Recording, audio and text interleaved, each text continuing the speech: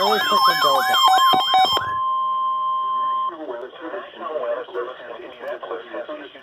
Thunderstorm warning for eastern Howard County, northwestern Tipton County, until 2 p.m. Eastern Daylight Time.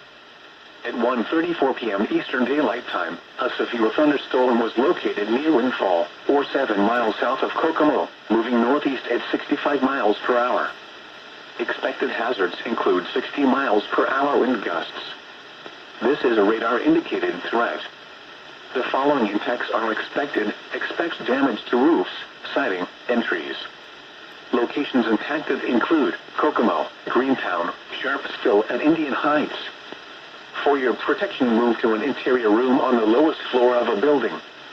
Repeating, a severe thunderstorm warning has been issued until 2 p.m. Eastern Daylight Time for the following counties in Indiana: Howard and Tipton.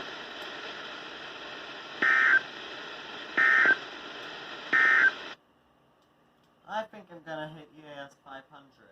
Oh wait, I forgot that my phone was recording.